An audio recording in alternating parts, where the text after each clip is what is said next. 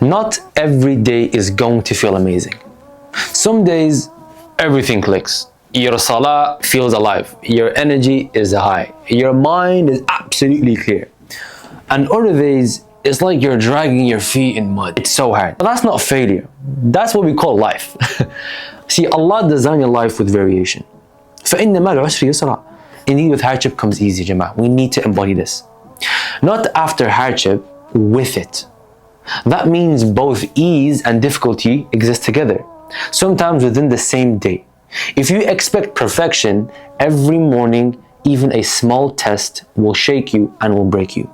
So let's speak about why some days feel good and how you came to terms to say this label.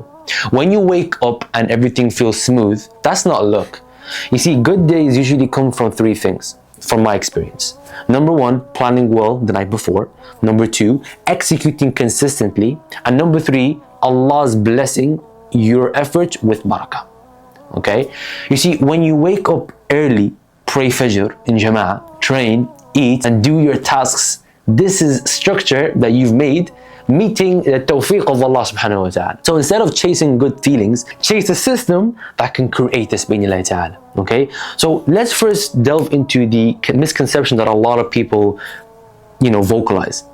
There's no such thing as a bad day by default. Every day starts as a blank page, and you give from Allah subhanahu wa ta'ala. If it feels like a bad day, maybe it's not the day that's bad, it's how we handled it. You've overslept, you missed Fajr, your plans got delayed. You can either say the day is ruined, or you can say this is a sign to fix my routine. At the end of the day, the Prophet ﷺ says in the hadith, the strong believer is better and more beloved to Allah than the weak believer. While there is good in both, be eager for what benefits you and seek help from Allah and do not give up. So meaning, in essence, you're responsible for your action and you're responsible for your response. So let's look at the idea of living in the moment, because this is what we need to focus on to tackle this problem. When you live in the moment, you stop carrying the weight of yesterday and the fear of tomorrow. And in psychology, upon research, they call this flow. In spirituality, if you were to transcend this would be called khushu'a. And one of the Salaf, they said, your real life is the moment you are in. If you waste it, then you've wasted your life. So stop labeling moment good or bad. Pray like it's your last prayer. Breathe, refocus, and handle what's in front of you, because that's where Allah is testing you. So we need to change the shift, subhanAllah. Okay? So as I said, what is the genuine problem with labeling days? When you label a day, ya Jama'ah, as good, you feel great, absolutely good. But it creates a trap, and it's a very subtle trap that we don't know about. You start chasing good feelings instead of good actions. And then when a tough day comes, you resist it. You say, I just want to feel like last week. You start comparing, but by comparing, you're now fighting reality. You're not just tired, you're frustrated about being tired. That's suffering on top of suffering. And that's what psychologists call the second emotion. The believer learns to accept the first emotion without judgment, and this is what we have to chase. So what should we do in that scenario? You can't control your first feeling. This is something that we cannot control. Qaddarullah. For example, sadness, fatigue, or anxiety. But what you can control is how you react and spend your time, despite your feelings. This is why I compiled a free course that's linked below to help you reclaim back your time and allow you to show up no matter what your feeling is. It's your choice not to feel bad about feeling bad, and that's acceptance. The Prophet ﷺ says in the hadith, wonders is the affair of the believer, verily all his affairs are good.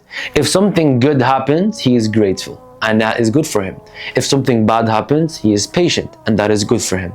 So the believer doesn't label his days. He simply protects shukr in ease and sabr in hardship. So let's look at the good in the bad days, because we have to change the lens from looking at a bad day as good lessons. So-called bad days are often the best teachers. They often show you what to fix, what to appreciate, and where you need to grow. And perhaps you dislike a thing and it is good for you, as Allah says in the Quran. Maybe Allah lowered your energy to remind you to slow down. Maybe He withheld something today to protect your heart for something greater tomorrow.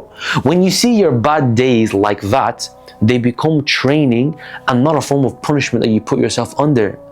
So let's look at the systems that can ground you, the things that will allow you to stay firm when these happen. And these are the things that I use that help me, alhamdulillah, and my clients as well. Number one, set your non-negotiables.